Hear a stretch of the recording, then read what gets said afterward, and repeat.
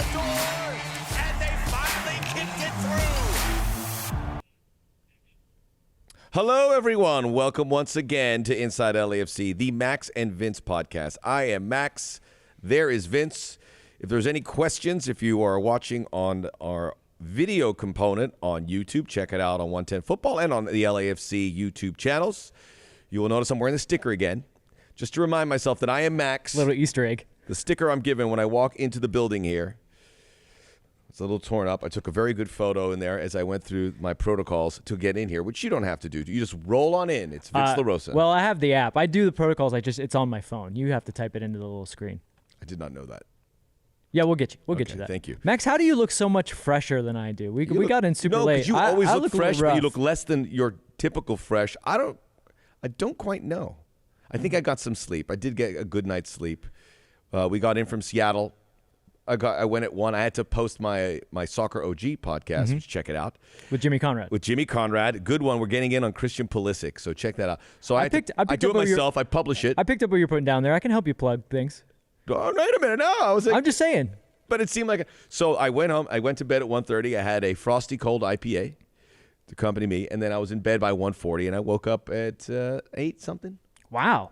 So I got some good Z's. That's incredible. Did you? Did you just wake up? What do you mean? You don't wake up? No, I had a little rough sleep. Well, listen. Let me preface this. I haven't had a good night's sleep in a long time. Okay. It's been a busy few weeks. Well, I'm like such a baby. I'm normally in bed by like 10 o'clock. Oh, so. I don't stay up very late. So coming home at 1:30, I was like, oh, how am I ever gonna sleep? It's way past my bedtime. I needed my cool down. I need everything. And then we usually record this early morning on a Monday, so I didn't have to record it. So it makes a big difference. Yeah, I'm not gonna lie. I wouldn't mind doing it, a little bit later all the time. I'm And sure the get crew. fresh. I'm sure the crew would feel. And that I'm way sure too. people listening are thrilled to hear about our sleep patterns, but I know what they want to talk about. Oh, I get emails just saying, "Could you just get right to the LAFC stuff? We love you, but not that much." Well, it's a podcast. By the way, we're gonna roll up the sleeves on LAFC. There are flaws with the club. There are issues with the team. We're gonna identify them. We know LAFC is doing that. I work for the club. You work indirectly with the club as well here, where we have a very warm and tight relationship with John Thornton and Bob Bradley, and we want this club to do so well, and we pull for them at every time. But there's some times where you have to look at what's going on. We're going to bring in Warren Barton, who's a friend of the club. He's going to be calling some +1s alongside me later this season, and he called the game for FS1 over the weekend, so he's going to have some detailed criticisms that we will delve into. And we are going to do that too. But before we get into that, we want to take a closer look because we see the panic out there from the fans. And when there is a team that you have to hit the panic button, LAFC does not have those qualities. This is not a club that's losing 4-1 and 3-1 and not in games and conceding possession and on second best with every statistic. That is not the case. Now, does that alleviate the situation? Not at all. But if we look closer, we will see a team that needs to flick a switch, but may not be that close when you look at the results, the opponents, and everything else. Well, because you and I monitor, we do go on the social media, we read your comments. Sometimes we don't always reply to them, and it's not because I always ask you, I go, should I reply to this? You go, don't. I go, all right. Don't. It's because, look, we understand, and the comments come fast. I mean, the final whistle goes, and next thing you know, my mentions just fill up with comments. And I know it's emotional, and this is not to distract from the fact that it's not good enough. They should not be in this part in the table. The fans deserve better.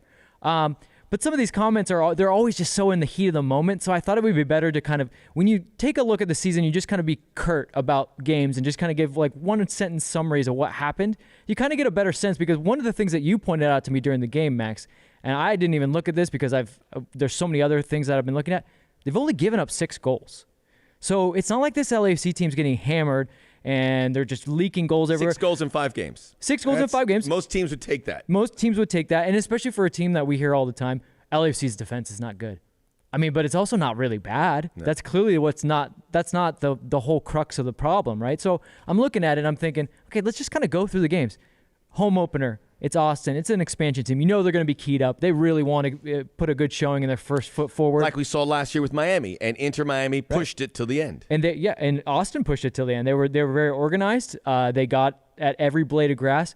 Also, if you don't remember, in that game was a little bit crazy. It's the Vela incident with the substitution. Diego Rossi doesn't play. So basically, you're playing with 0 DPs. You managed to get a win. You do what you had to do. Great. Next game, Seattle. Seattle, we now know, we didn't know then, but we now know is clearly the best team in MLS. You get that early goal, and they really went toe-to-toe with Seattle in that match. I thought for 20, 25 minutes, maybe more than that, LAFC were running that game. Yeah. And then Seattle turned it It was there was a chance for 2-3 goals there. And don't forget, again, 0 DPs. 0 DPs in that game. So then you go to Houston, you go up a goal. You probably should have closed that out. It was a sloppy game all the way around. Yes, you drop points, and that's where you start to see. Most teams drop points at Houston. Most teams drop points in Houston. Rossi is back, but he's not sharp. He had a chance to probably ice the game, or actually he had the chance to put them ahead early. Doesn't score a goal that normally he scores 9 times out of 10. That's when the mistakes start creeping in a little bit, right? But again, these are minor details. And then you have Galaxy. Rivalry game. Hard to assess those, but rivalry games are always, the mistakes become that much bigger, and these mistakes were that much bigger. And then finally, Seattle game, where I think... And the Galaxy wore them to the nub, where that team... But you dominated, where Chicharito was cramping up, standing up. Jonathan Dos Santos was... Again, it's just trying to make this point here in the big picture. Yeah, the big picture. And it will, because the big picture is this. What I'm kind of seeing, and this Seattle game was probably the worst that LAFC has played. Although for the first 30 to 35 minutes, they were pressing them so well, making them predictable. And that's part of the we'll talk about, but that's part of the issue with LAFC is the press, the effort exuded, and if you don't get the payoff, you have problems. Well, that's what I think. If you look bigger picture and you zoom out and you don't come at us with the first thing, get new players, get new coach, get new everything. If you really look, what you're seeing is a team that is exuding so much energy, getting no payoff. And I'll go as far to say it's not just not getting a goal. They're not getting the big chances anymore, really. I mean, this Sunday did not get the good chances. That's the depressing part about this Seattle game. They were making them so predictable. They were winning the ball high up the pitch. I'm looking at Tristan Blackman. He's a full 10 yards inside Seattle's half as a center back. I mean, they really had him penned in. But I can't tell you, the best chance they had maybe was the Corey Baird one. And he didn't even really get a shot off there. They didn't get behind that back three. Yeah. They didn't find a good way to get behind them. That final pass to make that trio of Nuhu, Arriaga, and Yeimar shift back. And, they're not the fast. Nuhu is an athlete. The other two, there's an opportunity with the front runners we have, but they never did that. Yeah. So this season thus far has been, the tale has been big mistakes that are made bigger by the fact that your margin for error is so small because you're not getting big chances. They're not getting their payoff for their energy. They're not executing. I mean, you and I sat high up at that game, which was one of the nice effects of being in a football stadium. Little shade at Seattle. Seattle, interesting. No. But we saw, it was there, man. We saw the windows, and we saw players that saw the windows and just simply could not execute. Yeah. It was either behind a guy, right at another guy, too soon. You didn't hold the ball till the right moment and do it. Too late because even our guy Edward Atuesta, there was times where I was like, 4, 5, 6 touches. No, guy, 2. It needs 1, 2, 3. Come on, we need to move it. And that again, like we said, that is a real problem. We're not saying that you guys are wrong. We're just trying to pull back to really. You can't just fire everyone. Yeah. You can't just you can't just bring in new players out of nowhere. Although, like you said, we brought in our guest Warren Barton, and he gave us some curt talk about what he thinks needs to change, and one of those was maybe got to open those purse strings, and you got to get someone. I am pretty sure they probably are at least have a short list, and they're discussing and just kicking the tires on some things, whether they do them or not. Obviously, what happens with Brian Rodriguez determines how much flexibility they have. If Almeria comes in, we want him, we're going to pay you this, or someone else does, we shall see. If someone does that for Atuesta or Rossi, it's all process, which is what we talked about last week. If we get Brian Rodriguez back, that's good news.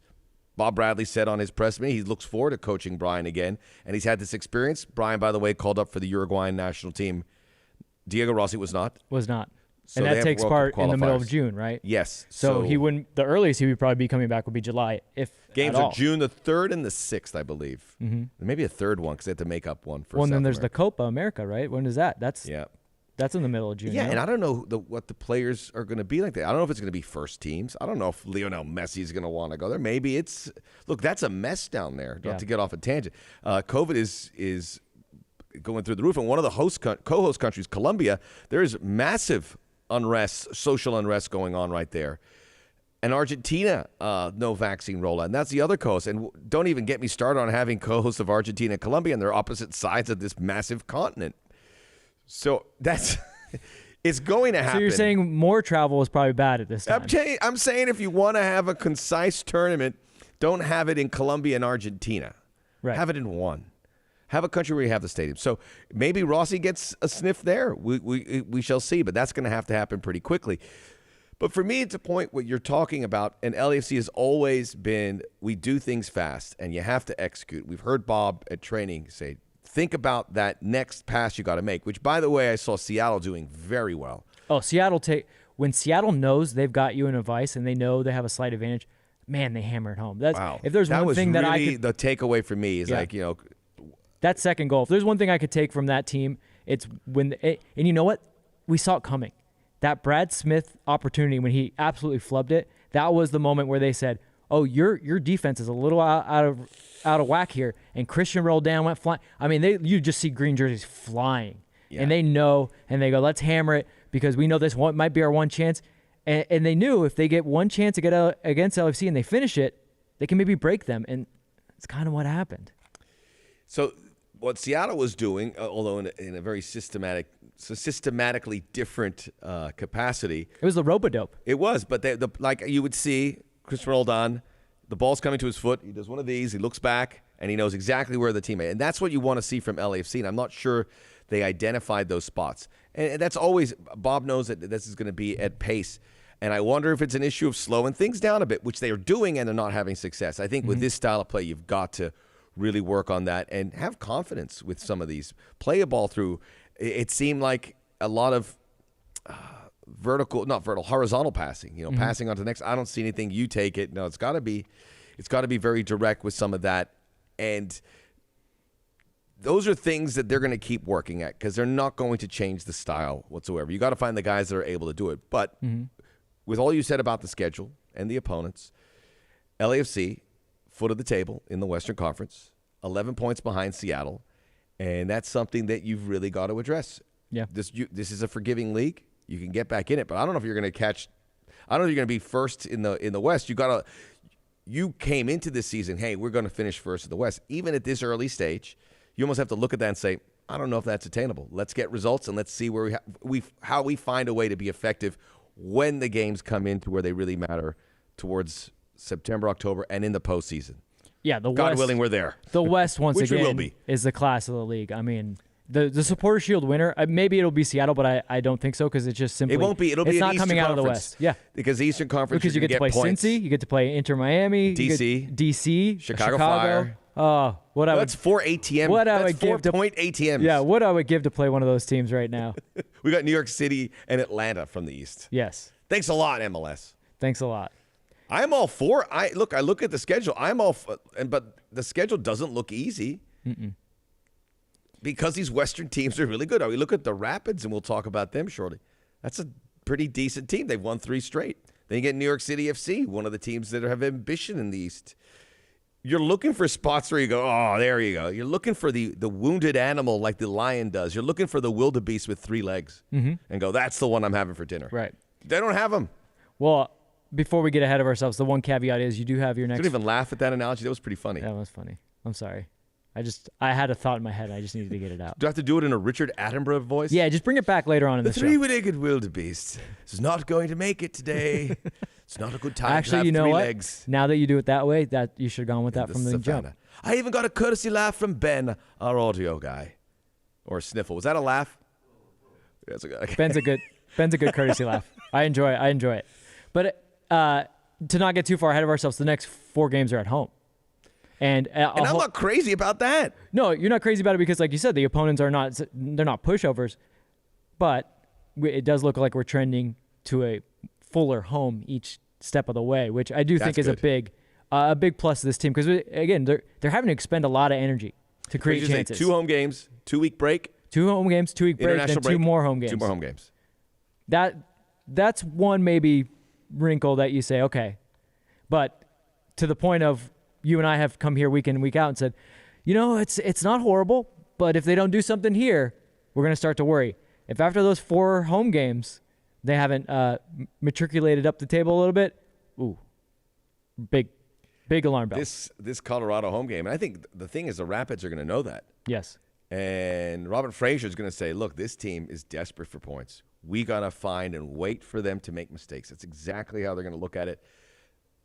One thing I know is a criticism. People said that they know how to play LAFC, but that's whether you know how to play LAFC is neither here nor there, because you still have to play it. And when LAFC are executing, you shouldn't be able to stop it. Yeah, teams know how to play every team in theory. This team plays this certain way. If you can get to these areas, you can do no this. Team.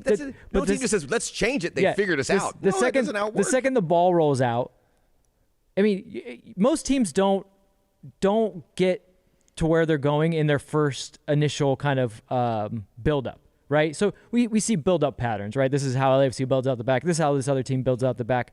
Usually, what happens is they start in a pattern in the first 10 to 15 minutes, and then somebody makes just a little mistake, and it's whoever's quicker to react and then take advantage of that moment. That's really where the game turns. So teams know how to play teams. Teams know how to play LAFC, just like LAFC knows how to play Seattle. From the beginning. Yeah, from the beginning. From the first game in 2000. LAFC was not surprised at all to see Seattle kind of wait them out, keep their back line deep so that they couldn't give them big opportunities. They just needed to be that much quicker. Like we said, the openings were there.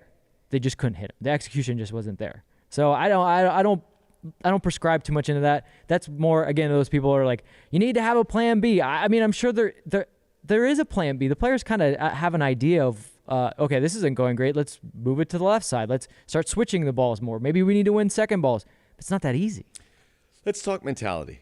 Yeah. Because that's, I think, the takeaway here, because you saw a team, especially when they allowed the goal, just deflated. Mm-hmm. And even when they said that, normally we score a goal, like, all right, let's get it back. I didn't sense that. Mm-hmm. I was there. I was like, because I saw all the effort. All that effort needs a payoff. And when it doesn't happen, I mean, think about what you do or any walk of life. If you put so much effort and it doesn't happen, you're like, oh, geez. Yeah. They put a lot of effort in. They did that against the Galaxy, and they got a goal late, and they gave one up. But the amount of effort to get to that point, and that mentality, that sharpness that you saw when they're swashbuckling, scoring goals. And I love what you said about, the defense. I think you can hang your hat on that. If it's accompanied by a team that's scoring goals like we're accustomed to seeing in 2019. Yep. For long stretches in 2020, when Diego Rossi was tearing it up. And that's where I think you've got to put that responsibility on Diego Rossi, Corey Baird. We get Carlos Vela back. He looks to me a long ways away from being a featured player. I don't think I'd be surprised if he starts this Saturday. Maybe. It looked like he was really grinding through that. Yeah, but he got 20 minutes. Maybe he starts to get 60. Timing was definitely off. Speed of thought was off. Yeah, the connection. There's that one play where Kim Moon-Hwan had a ton of space, rips up the right side, and Carlos didn't even look at him there, and then he finally did it, and it's too late. But that's going to come along. Right. But all that stuff comes along. So I think to say, hey, Carlos Vela is going to be the savior and come in, I think that we've got to pump the brakes on that because he's just coming back. Even Diego Rossi doesn't look like the guy we saw in preseason. Yeah. Where he was, they were in preseason, they were really impressive when they had it. I mean, mentality is one of my takeaways because, to your point, do your takeaways then? We're starting there. Yeah, we'll start there with mentality. I don't want to steal your thunder, but I thought that's the overarching theme to me. I don't get too down on this team, but I get so disappointed when I see them put so much energy forth and then they give up a goal and they crumble. And they've only done it a few times in their brief history, but this was one of those ones where it was so obvious. It was so obvious. And you know where that creeps in. It creeps in from games before. It's not just from the Seattle game. It's from that Galaxy game where they were like, we were so good. How did we not do this? And they're young players. We've talked about this.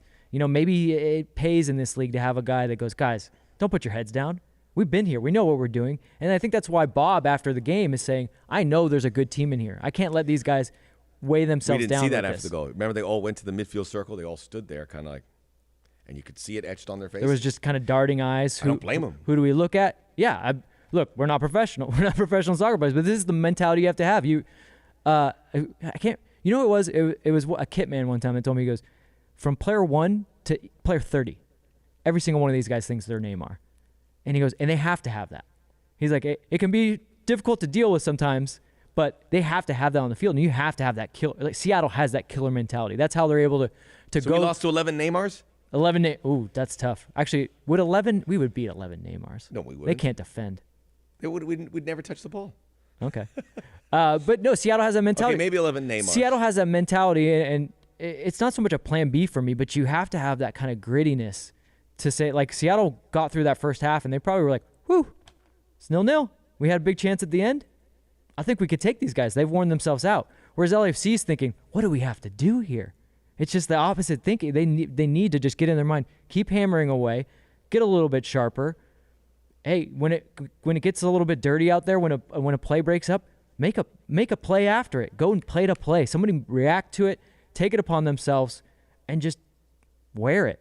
Take the responsibility, you know. And you can't always look to Carlos to do that. And I maybe we can't expect 22 to 24-year-olds to always feel that way, but I think they have it in them. We've seen them do it. It's just weird how it kind of comes and their mentality comes and goes at times. Yeah. I know you didn't agree with me when I brought this up in our mini production meeting, but even for the first time, LAFC, when they have guys come off the bench, there's always that impact, and I didn't really see it this time. I didn't. I mean, so I don't think. recap, this is what I don't agree with. People are like, you shouldn't have brought those guys in. I thought those were the right subs. I was waiting for. You're telling me you're not going to bring Carlos Vela in. You're telling me you're not going to bring Kim Moon-Hwan in, who brought something. But to your point, but it was kind of rudderless. Kim Moon-Hwan, you see the athleticism, you see the speed, but there's no connection to. It felt disjointed, right? It felt disjointed. Yeah, but so that's where your point I think is correct. It felt disjointed, and it was at that point rudderless ship. Even if you get Vela in there, maybe he pulls a worldie out of there. Well, I guess I could say it felt more disjointed whenever it's supposed to when you bring in subs, but normally when LAFC brings it, the pieces fit. Right. And this is probably a situation where you still have guys that are pretty new and they're all over the place. And some of them are playing in Las Vegas and playing here. Well, we saw it too. It turned into the not his fault. It turned into the Vela show where these guys were all like, okay, I'm just going to pass it to him. That second goal comes, Marco Farfan is in a ton of space. Hit it with your right foot. I know it's your off foot. That's a great But call. he tries to look back to Vela. Next thing you know, and he's not the only one guilty of this. Now, look, Bob puts him out there because he needs to get minutes. We need to get something under his legs, and he has that quality that maybe he picks up a goal or he hits a free kick, something like that. But guys, that's something it does not change. It does not change the game plan that we're a black hole to Carlos Vela, and that was disheartening. That is something you can work on because that is obviously in the mentality, and we're still talking about that a team, they're down a goal, Carlos Vela comes in, and you have to think they're like, okay, here he is, our leader, our MVP, not 100%. They know that too, but you're hoping he can do it, and clearly he's not ready to log in a full game or be really effective and sharp as he is. He'll get there. We've seen him come back from injuries. He got there last year dealing with injuries. When he finally got there at the Champions League, he was amazing. So no reason to think that can't happen. But to defer to him is a very dangerous situation because teams know that as well. So I imagine when he came in, it was a huge lift. It was a huge lift for us. It was a huge lift for you at home. Carlos coming in, you're like, yeah, here we go. It wasn't quite ready for that to happen. So just to recap, Vela for Sifu, Musovski's for Baird in the 70th minute, 77th minute, Kim Moon-Hwan for Tristan, Chiki for Farfan. And those were the four subs. All individually had some nice touches, but as a collective, it didn't really gel. Yeah, the game seemed too far gone at that time. Sifu, I thought, had a pretty good game, especially coming off of that Galaxy game. Danny, you could have told me he wasn't on the field and I wouldn't have known the difference. And I don't mean that it's a tough game to come into for Danny because there's not a lot of hold up play. The passes aren't great. But yeah, he didn't make that much of a difference. And to me that we've kind of already talked about all the takeaways that have kind of gone over in different ways because the other ones I have are the missed passes, the execution. We've been talking about it ad nauseum. We saw the plays. They saw the plays. We knew it was there. They just couldn't do it. And the other thing was, man, the Seattle team they know themselves. I don't want to give them too much credit, but it's incredible to watch a team that just their belief in themselves. They're so comfortable in their own skin. They're so comfortable in their own skin. They know exactly what they do well. They know what they don't do well, and they mask those things that they don't do well with other ways to play. And man, you'd love to see that from an LAFC team. But keep in mind, this Seattle team is, what would we call them? A a teenager compared to LAFC who's an adolescent at this time. I mean, this is a forged identity for years. I mean, we talked to some It takes a while to get there. Well, we talked to Seattle fans, and that this is kind of what they talk about. They're like, yeah, we love this. This is what we love about our team. And I'm like, wow, you know, I never thought of it that way because I like the way LAFC plays. I enjoy watching the games. They're the most entertaining games week in and week out. Are the results always there? No. And that's what gets frustrating. But yeah, when you have a team that just knows themselves, it's incredible to watch. You respect the players, Brian Schmetzer. You respect the ownership groups that have gone there. Garth Lagerwey, who's somehow put this team together without being one of the top spenders. I mean, he's done really well at keeping this team and keeping them happy. I mean, they're all good except for the broadcast team of Keith Costigan and Casey Keller. Those guys are charlatans. I'm just kidding. They're great too. The only issue with Seattle is the I'm sorry, I'm going to say it. Okay? It was good to see them. It was good to see them. Massive stadium. I'm not crazy about big stadiums, but it's still to walk around there and see the Hall of Fame. Are you gonna hammer on your Yes. your Lime experience? The Lime and the Uber bike experience, because our hotel was very close to the stadium.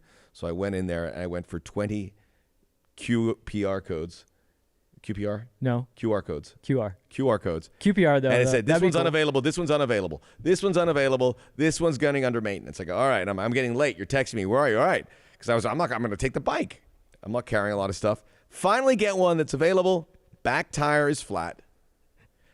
Then I get back an hour later. I look at my phone, and it says you rode 0.18 of a mile. Like, all right, $31. Oh, $31. That's the going rate these days. No, it's not. It's not. I have to call them still. $31. I don't want to be on the phone for an hour and talk about that. You went Do I just 0.18. eat it? You went 0.18 miles on a bicycle, whereas $31 With a flat back tire. $31 could get you 3/4 of a tank of gas. That's pretty funny. So that hasn't been sorted. That's the big takeaway. That's not been sorted. Well, that's why Lyft is a partner, right? Is Lyft still an LAFC partner? Yeah. No, and those Uber bike, they're great. And they got a little motor on them so they fly, but not with a flat tire. No. I don't think this is not a shot against Uber. It's a shot at about what's going on with these bikes. It has not, and it has slicing the tires. and of course it has nothing to do with your being a Luddite and having problems with electric things. That might be the case too. No. Should we talk about the Colorado Rapids? Did we miss it? Because I want to get to because Well, that's gonna be your first broadcast. we're very excited about that. Big news about the stadium that you'll be hearing here about how we're moving to the next steps where we're all together here very soon. And some big news about the broadcast situation, which we're very excited about because we're here to build a fan base. And what the club was able to do with the 3252 and our supporter groups is singular. Nothing's quite like that. And it's still the best support group that people talk about and create an incredible home field advantage. This is Los Angeles. We've got to find ways to build new fans. So we're going to hope to be in a situation where we can get more ears, more eyeballs. Yeah. So look, remember, there's even in a non-pandemic year, there's 22,000 seats The experience there. is second to none, but we need to be broadcast, and a lot more than 22,000 people need to know what's going on in that building. Yes. And we know that there's going to be a demand for that, and we're hopefully connecting the dots where folks go, I can't go to the game, but I can watch it here, and I'm into it. And then one day I will go to a game, and it's full circle. You know, we all support teams. Dodger fans, you don't go to the Dodger games, but you go a couple here, and then you feel good. Yeah. Laker fans, can't go to Lakers. What makes you feel like part of Los Angeles, right? But you watch them at TV, especially in this day where you're staying home. So nice to walk into a bar, and you feel comfortable when you walk into a bar. Dodger game's on. Yes. So this is an important next step. And remember, Dodgers and Lakers, when it talks to local broadcast, that's what you want to achieve. Where they get huge deals. Yes. To be broadcast locally. And they forge their identity on widely. Yeah, of course. Hopefully we're getting the steps. Hopefully we are. I mean, and to your point about bringing people back, I mean, there's going to be much larger vaccinated sections, as we know. So they might get up to that full 67% of the bank, which is, I can't do the math, but it's a lot.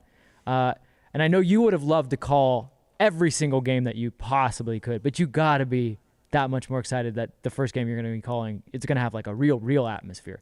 And that's not to take away. That Austin game was a real atmosphere. The Seattle game sounded great in there, but getting that many more people in there, it just really feels like in a very important game for LAFC. It's a must-do, feel-good game.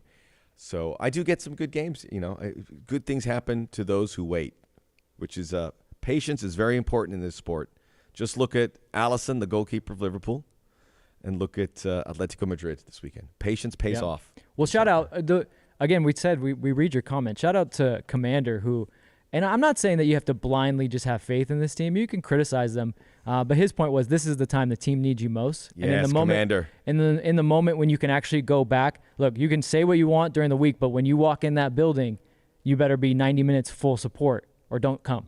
I'm being serious. I mean, they need you now. They're expending energy. They need that little extra push. Quick little talks. We'll get to Warren about the Rapids. This is a team that seems like they are hitting the stride. They built this. Good young players that are now featured players. Sam Vines, who scored over the weekend. Cole Bassett. Kellen Acosta guy who kind of puts it all together. There's talent there. Maybe not the depth we would like, but they have committed to the youth. Shinyashaki. Mm-hmm. Did you say that? You said that. Andre Shinyashaki. Yeah. I said his name wrong. But these are young players that they have built on, and now they have an edge to them. 3 straight wins. They beat Houston Dynamo 3-1. Diego Rubio is another one. He's like that experienced guy that we're going to talk about. Like a guy in the 28th, 29th, been there. He's like, hey, I'll show you the way. I think he's finally figured out where he fits in with that team for the longest time because they kept moving him around. They had Kai Kamara too, so he's like, am I the 9? Is Kai the 9? Am I on the wing? Am I a 10? I think they've realized that he's kind of the guy that get us to that point, and then he'll clean up whatever scraps or whatever finishing needs to happen. And it's a nice little identity that they're putting together. That kind of mix.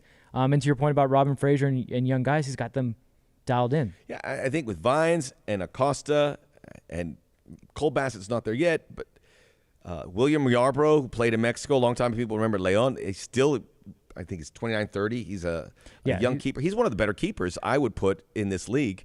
And he has, a guy who was with national team aspirations. But Vines and Acosta for sure will be on some U.S. national team, whether it's probably the Gold Cup, I would imagine. Maybe Acosta makes it to the Nations League / World Cup qualifier. And Cole Bassett's close. It's a good team. So we can't take them lightly. We can't take anyone in the West lightly. Even FC Dallas, who are at the bottom with us, that's a team that is dangerous. Yeah, they've got some talent out there. They got some talent. They got some guys like they have some guys like us that are experiencing a little dip in form. But if you meet them on the day and they're all firing, they'll tear you to shreds. They'll pass you up. Lucci's a good coach. Talking about Dallas. But yeah, that's the one thing. I mean, obviously we want LAFC to be good, but it's compelling. Like this year in MLS is compelling. There's some interesting teams that are putting it all together. I mean, it's not top heavy like most leagues are. This is, and especially the West. I mean, when you have Minnesota starting out, vintage MLS parody party. Yeah, well, you have Minnesota starting out. Seattle. Minnesota starts out losing their first 3 games, and now they're right back in the picture. They look like they've figured it, righted the ship, figured it out. I mean, it's going to be a dogfight between all those teams. And to your point, and because of this hole that's been dug, yeah, it's a big games now amplify. Yeah, it's a big moment. We come here, we lose the Rapids, and I don't think they will. Yeah. It's like, okay, now every game is massively important because we got to find our way up there. We don't know what's going to happen as the season winds on with injuries, international duty. It's a busy back end of 2021. So that's why Seattle is going to be well equipped because they have those points in their pocket. You want those points early on. It takes such pressure off. But now LAFC has to reassess and they have to approach these games a little differently and be really aggressive, which they are anyway. But they know it's like in the back, okay, we have this.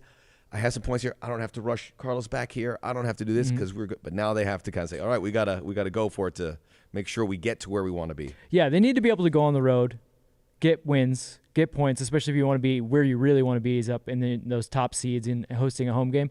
But thus far, it's 2 losses and a draw on the road, a win and a draw at home. And like we said, the alarm bells will only really be going off if that home form really starts to dip. But the road games, the Seattle, which is the best team, in hindsight, you say we lose that game. You're supposed to lose that game. The way it ended is obviously a bad taste in your mouth where the LAFC was just, they were out of gas. The other 2 road games, you probably say you're this close to getting 4 points out of them. Is that well? And I'm mostly upset because I do think I agree with Bob. This team is much better than they're playing. We've definitely watched teams, not LAFC, but teams in MLS where they lose and you go, yeah. I mean, that's what they got. What they got. I watch this LAFC team and I go, man, guys, it's just one little thing here, one little thing there. This could be so much better. And that's where it gets really frustrating. And again, that's not an excuse. I still look at the table. I still go to the points and say this is simply not good enough. But I'm bullish on them. I do think that they can figure it out. We're gonna have Warren coming up in just a couple of moments, and like we said, we already recorded it, and he agrees. But he's gonna go a little bit deeper. He really dissects it. That's why we brought it in. Well, because you and I said, look, it's mentality, it's execution, and then we both looked at each other and go, don't know how to fix that. But Warren has been in those rooms, and he knows a thing or two about that. Warren's a good asset for us, so we will come back on Inside LAFC, the Max and Vince podcast. Warren Barton works for Fox Sports, works with us a little bit, former Newcastle United, super right back here on our podcast to talk about what's ailing LAFC and how they can fix them. Please subscribe, rate, and review. We'll be right back. And just like that, we are back here on Inside LAFC, the Max and Vince podcast. Vince, I got a tweet after the game, and it was a gentleman saying, goes, you just don't understand. It's not all about in the good times and the bad, we all rally. You got to be critical. And I know, I have black and gold sunglasses on a lot of time, but I think I'm pretty fair. But we're going to bring in somebody who is a member of the LAFC family, Warren Barton, who is a regular +1. We'll talk about that in a little bit. He called the game for FS1 with Jake Ziven this weekend, and we'll get his perspective on what he saw. Welcome in, Warren. Always great to see and hear you.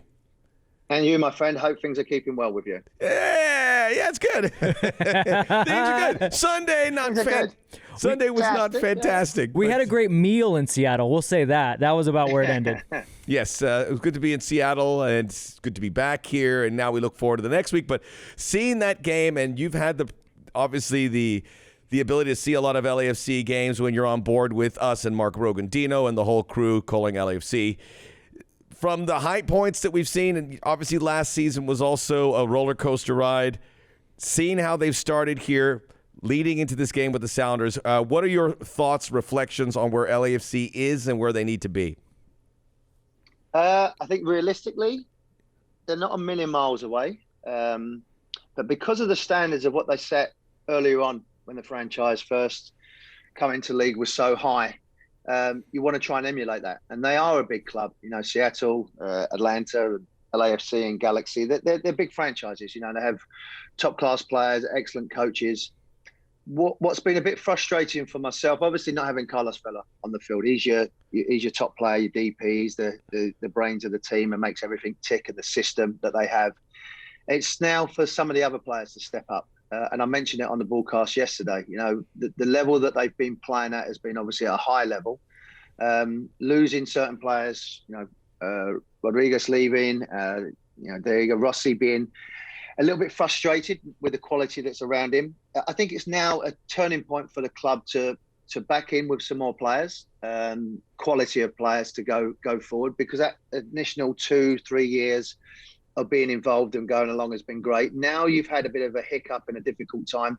Listen, no one could foresee what's going to happen with COVID, so we'll put that aside in that respect. But now looking at the team, Max, I'm not concerned, but I would be now start thinking about bigger picture. Where do we want to be? Where does the club want to be? With John Thornton as well, to look at where they're going to spend the money. Where can they add with a bit more quality going forward? And again, the first 25, 30 minutes, I thought they pressed very well high up the field, made it difficult for Seattle. But Seattle know a way of just about grinding and winning games. Yes, they have quality. Yes, they have players, but they know how to hang on in there. And I mentioned it as well, what Achilles heel for LAFC has been his set pieces, and that's not just this season or last season. It's been for a number of years. So you have to rectify that. So when you look at it in a bigger picture, can you add some more quality players? Can you get the checkbook out and bring some quality in? Can we make sure, which Bob will always do, organisation from set pieces? If you do that, then I think you'll see a team pushing up the league and obviously getting Carlos back on the field, playing at 100%. He needs to play, train, how he was a couple of years ago to be MVP. And then you can see it. But I just feel at the moment, it's not the alarm bells are not going.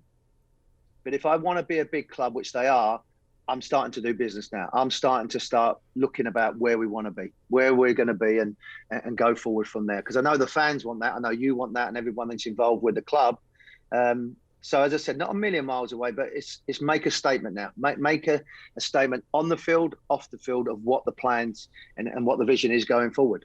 The fans are restless. Just a quick follow-up from me, Warren. And when you talk about set pieces, obviously offensively and defensively, it seems like there's room for growth on both. Is there one that you see stands out a little bit more than the other? Or is it a and certainly from someone who's been there, is it a collective effort where those two things get better at the same time? Yeah, I think defensively, first and foremost, if you can stop goals going in, I feel that LA can score goals. So I feel from that point of view, whether it's from open play, set pieces, I believe, I touched on the point, no one on the back post. That's something that the coaching staff of their plan of doing it, and that's fine. That's their decision. I would always have someone on the back post. I'd have zonal marking, but also man-to-man marking as well. Too many times it's zonal marking, and it allows the opposition to get a run on you. And the personnel as well, you as an individual player, Max, when you're in that position, you've got to be determined to put your head in there. You've got to be determined to be brave enough and strong enough to put your head in it. And we've seen too many times that it's been a free header. When you can maybe look at the goalkeeper to come out. So it's a personnel, it's an organisation, but also it's an individual responsibility from the players. Because there's no doubt Bob and his staff would have said, look, you mark him, you pick up here. But at the end of the day, once they go on the field, the players have to take responsibility. And too many times, the people have been either ball watching, maybe not strong enough and courageous enough to put their head in where it's going to hurt a little bit. But the pain of saving a goal should be much more than one that it concedes a goal. Because if you concede a goal, that's the worst feeling in the world from a set piece. And it deflated them yesterday. But again, if you can nullify someone on the back post, that if someone does make a mistake, then you've got someone there to do it. But, that's what people will look at. If you stop them playing and we get a set piece, we've got a chance of scoring. Now, if you stop that, and people say, wow, they've been defensively strong. They don't concede from set pieces. The goalkeeper comes out. He's nice and brave. We leave the space for him to come and attack the ball. Once the ball goes up, we're going to squeeze out. All these things you can work on the training ground. Don't give free kicks away. Don't give corners away. But all these basic terms that you can do as a soccer coach and a soccer player, if you have that mindset, then you can start building on. I mean, look at Seattle, only conceded 2 goals in the first 6 games. Now everybody's saying, defensively, they're great. It's a mindset. They've created a mindset, and they've lost Stefan Fry in between that as well. So they've lost their goalkeeper that's nearly played 200 consecutive games, but they still have that mindset with the opposition. We're not going to score against these. We're not going to break them down because they're so well organised. They've got a good shape. They make it difficult. And then again, they can score goals from an array of different players as well. Warren, when you bring up mindset, and you kind of touched on it, that they let in that set piece goal, and then you see a team that it looked like they crumbled a little bit. The heads went down. Can you build an identity that LAFC, because it kind of seems like their identity is just we play football, whereas Seattle's identity is we're hard to play against. We take advantages when we see them. We're cutthroat. We go. They kind of just layer their identity, where LAFC just kind of has this open-ended. Can a team stick with just hey, we play good football? I mean, I would assume even Barcelona goes a little bit deeper than we just play good football. I mean, what are you seeing from LAFC in that regard? Yeah, I touched on that. Seattle are champions. They know how to win a game, even if it's not going well. And me and Max have called enough games. When they play well, they're as good as anything in the league. But what they've got to try and do is be hard to beat. And sometimes it's a grind. This league is a grind. Bob has said that numerous times when we've had meetings. It's a marathon. It's a grind. It's a grind. And it's impossible for a team to play. Even Man City, who have won the Premier League, they've had times where they've been a little bit fortunate.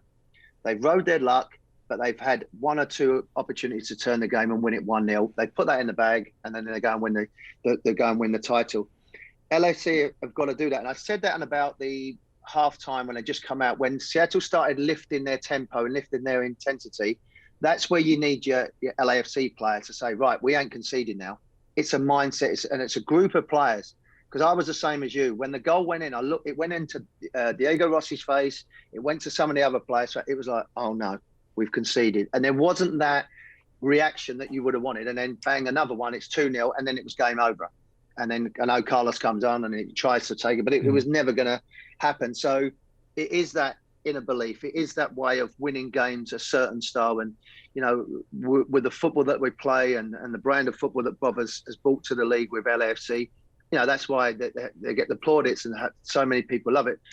But you want to be a champion. And champion, I played against the Manchester United team. They never played well every single time, or the Invincibles with Arsenal.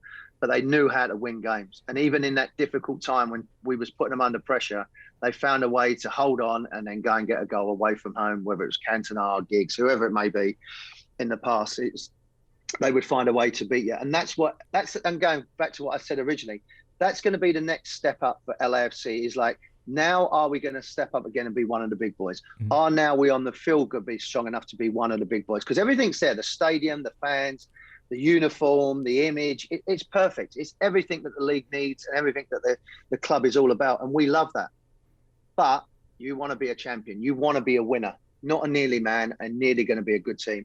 And I think that's now, they've had that honeymoon period over the last 2 or 3 years. And now it's a case of stepping up again and show the fans and show the league and show the players that they're ready to go again. Because that's what makes champions. That's why Seattle have got there 4 times out of 5 and won it, because they just know how to do it. It's an inner belief. They don't deviate. They don't panic. And that's where LAFC have got to try and mirror that. It's not easy, but it's something that they're quite capable of doing. Well, if you're spending some cash, and you brought this up, you think that they need to bring in a player too. One of the things I touched on after the game was, until Carlos Cavella got on the pitch, that's a very young team. So I'm giving you the role of John Thornton. If you're spending the cash, should they maybe go away from a little bit of that identity of getting the 19, 20, 21-year-old player? Do we need a guy that's maybe 26, 27, 28? Yes, they don't have the sell-on value, but when those goals go in, they fire up their teammates and they go, look, I've been here before. We can do this. Is that maybe lacking a little bit? Because MLS seems to be a league where, yeah, you can go young, but man, you really need some grizzly guys out there, some guys that really have been in the trenches. Yeah, and that's a fantastic point as well. You need players that are mentally tough. Maybe not have the excitement and the ability of a younger player that comes in and can change the game in a moment, but someone knows how to manage a game when you're under a little bit of pressure, where to pass the ball, have that extra touch in midfield. You look at all the 3 midfield players you've got, they're all forward-thinking players, always players that want to go forward. There's not too many destroyers in there that can stop a game and put a foot in and slow the game down. You've got to have a roster of players that can play in certain different ways, still have the foundations of how we're going to set up and how we're going to go forward and how we're going to entertain the pass and the movement, but also have a player that can, or 2 or 3 players that can stifle a game, draw a game out, run in behind. That was a thing that I said before, Christian Rodin, what he does for Seattle, sometimes he'll make 2 runs in behind. And he doesn't really want the ball. He's creating the space for Nicolas Ladero. He knows he's not going to get it, but LAFC don't really have that player to do that, to stretch someone, to get in behind. And it's not just a pacey winger or a pacey forward, someone that knows how to have that movement. And like you said, someone that's 27, 28, when the ball gets played up to him, he goes down, gets a foul for you. Then we can start playing in the final third. Then we can play our soccer. They're the type of players that you need to have. And because of the image, because of the league, because of Bob, because of how the club's going, it would be, I would think, quite easy to attract them type of players, because who would not want to be involved in LAFC, playing in front of them fans every other week? Who would not want to be in that? So you've got strike while the iron's hot, where the image is there, and start bringing them players in. But you still have the business plan. I understand it's a business and you've got to bring these, 2 or 3, exciting young players. The academy is something that's going to come along. I played against the academy teams as well. They're younger players. There's some good young players coming along. So the foundations are there. And again, going back to what I've said, now you've seen the academy. Now you're in with, Vegas in the USL. So you're going to get well coached and well looked after what's going to happen in Vegas. So you can send your players off there. They come back. But it's about the moment now. It's about a defining moment for LAFC and how they can change the image and the foresee and the future of the club going forward. And there's no doubt, a 26, 27-year-old would definitely enhance that. And interesting when you mentioned about someone slowing it down, because LAFC plays at such a pace. And I wonder if you get someone who can slow it down a bit, it actually helps you speed it up when it needs to be, because it looked really exhausting from the LAFC perspective in that game, in that first half. And I think that's part of the reason why the heads went down, because they exuded so much effort and didn't get the payoff. And you can comment on that really quick, Warren, but just to maybe look at some positives, any combination, any player that may have put his hand up on Sunday that suggests that this is another good foundation stone, another good building block to help this team get better in these next 2 weeks in particular before they hit a little summer break? Yeah, Max, I'm a big lover of Latif Blessing. Wherever he plays, whether it's, the front three, front midfield, again, his work rate that he showed against Smith, he was working back. Anthony Kay, I thought, was good on the ball in the first half, some delightful passes that he made. He was strong. He looked hungry for the game. But again, when that goal goes in, they sort of, and even Diego Rossi, as much as the goals that he got last season and how much they thrive on him, he needs a lift. He needs someone to have a rally cry. So, Max, there were some good points. And I said that to Bob in the first 25 minutes. I love the way you press, and we've said the same thing. It was just that little bit of quality in the final third. It's that run or that pass that you needed to be a little bit better and a little bit sharper. So again, like I said, they're not a million miles away. But at the moment, sometimes they look a bit fragile because you can't rely on Carlos all the time. You can't rely on him. You need to have another two or three. And, Bradley Wright-Phillips last season, when they had him, he was sort of that player that you can, listen, we're in a bit of trouble, Bradley, just help us out for 5 minutes, just to give us a breather and to hold the line or to do the rally cry. That's where you need. Maybe not as old as Bradley, but, that sort of experience that you can bring to the team, because I think there were some good points. As I said, midfield, I do like the balance. I think when they play well, they pass the ball well. They just need maybe a number 9 or a wide player that's just going to make that little diagonal run, that intelligent run that can stretch you and give you that opportunity. So, there was lots of good things, Matt. To go up there like they did for the first 45 minutes and do well, it was just when Seattle turned it up a little bit, then there wasn't that response, because you can't keep playing 100 miles an hour. And the heat you're going to get in the Midwest in the games, the way that they play, it's a grind. You've even seen Leeds in the Premier League.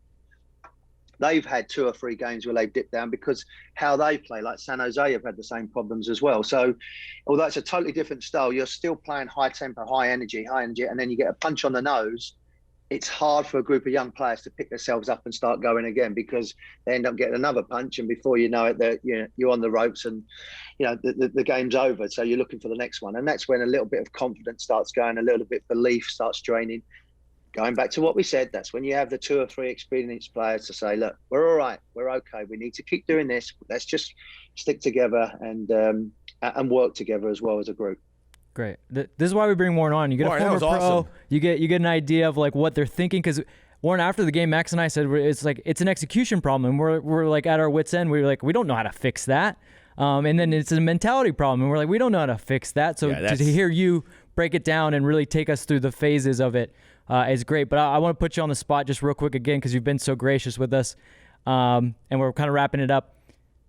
Give us a player. I know you've been doing a little Liga MX. Give us a player maybe that you think might change this LAFC side if you were not necessarily guy to play, but a comparison. Yeah, maybe he's not a Liga MX guy, but I know you've got wide net cast and you watch a lot of games. So is there anybody that comes top of mind for you? Particularly with the style of football, would be an intelligent player. Carlos Rodriguez at Monterrey, that's got good energy, good footballer, good soccer brain, good age group. I mean, obviously he's a Mexican international and he did well. That type of player, I think he needs to be, quick and decisive on the ball. At Club America, Sanchez, the number 7, he's got a tremendous left foot. If you're looking at bigger picture, Carlos Vela, when he maybe leaves, that there may be an avenue there. I'm just looking at someone that could emulate, and Valdez, the number 10 that's at Santa Laguna, again another 27, 28. He's a talented player, and again striikers. If you look around any of the leagues in the world that you want to, you've seen Chicharito, him come into form, give him some service, and here score goals. So there's definitely players out there, and for me, I think, as I said, it would be big players. Yes, you can get your players that know the league, but I want a statement, and they're the 2 or 3 players that I would look at and say, that they would make and enhance the team. They would make them a better team to go forward. There's lots of good players out there in the academy, but they're the three type of players that, as I said, I've been working a lot on League MX, and obviously there's a big link between the two countries and the leagues, and who knows what's going to happen in the future. It might be all mixed into one plan with each other, but they're the players that have really caught my eye. There's obviously European players, but I'm thinking closer to home. That would be ideal for that squad of players that they have. Yeah, and recruiting to Europe, maybe not a necessity, and it's very expensive. So this is obviously a better route for LAFC. Warren, we're going to see you here pretty soon in the summertime, joining the best local broadcast in the business. I just say that. It's like best cup of coffee in town. But it is the best local broadcast, but we believe it. So when are we're going to have you here on June 23rd, correct?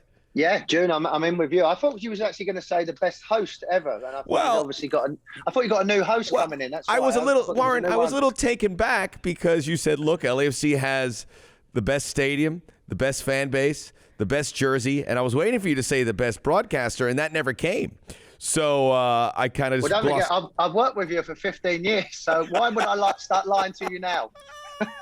Brilliant. All right, good seeing you, Warren. Just brilliant. Well, we can't wait to have you, Warren, and we're thinking the way things are going that might be a full stadium, and that's going to be incredible. Yeah. Oh, and Warren, that would be wonderful. Your perspective was fantastic as always. We really appreciate it, and it gives us and our listeners a little something to put their teeth into. In a time it's been difficult, we know the natives are restless, and just information and approaching this the right way means a lot. So we appreciate what you're able to say. Absolute pleasure, my friends. Take care. All right, Warren Barton, who will be joining us on the LAFC broadcast team June 23rd. So mark your calendars. Busy summer coming your way. That'll wrap up another show. We'll be back next week to wrap up the Rapids. Mm-hmm. Hopefully 3 points. Moving forward. This is Inside LAFC, the Max and Vince podcast. Subscribe, rate, review, tell a friend. We're here for you.